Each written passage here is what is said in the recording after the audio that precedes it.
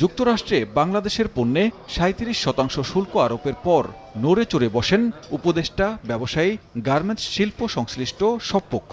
সংকট নিরসনে রোববার অর্থ মন্ত্রণালয়ে প্রধান উপদেষ্টার হাই রিপ্রেজেন্টেটিভ ও ৪ উপদেষ্টার উপস্থিতিতে উচ্চ পর্যায়ের বৈঠক অনুষ্ঠিত হয়।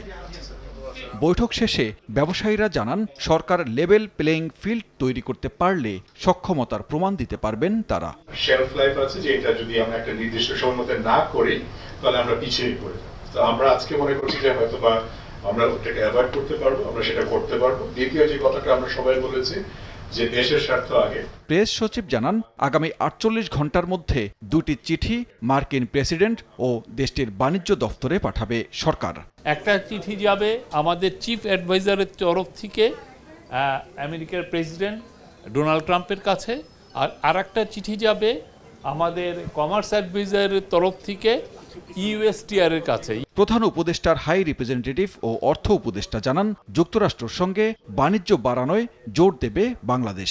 তৈরি পোশাক শিল্পের বাজার রক্ষায় সব চেষ্টা করা হবে বলেও জানান।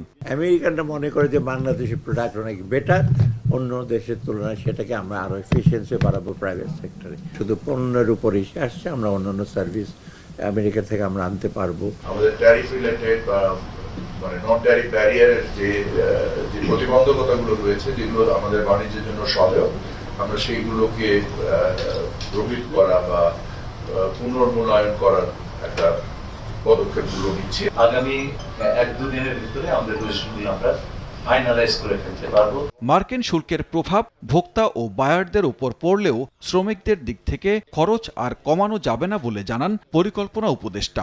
আমাদের দিক থেকে আমরা কিন্তু অন্তত যে শ্রমিকের মজুরির ক্ষেত্রে একদমই সর্বনিম্ন জায়গায় আসি, এর থেকে আর কমানো যাবে না এখানে। চিঠিতে আগামী ৩ মাসের জন্য বাংলাদেশ আগের সুবিধা নিয়ে যুক্তরাষ্ট্রে পণ্য পাঠানোর অনুরোধ করবে বলে জানা গেছে। একই সঙ্গে আলোচনার প্রস্তাবও থাকবে। সানবীর রূপল, সময় সংবাদ, ঢাকা।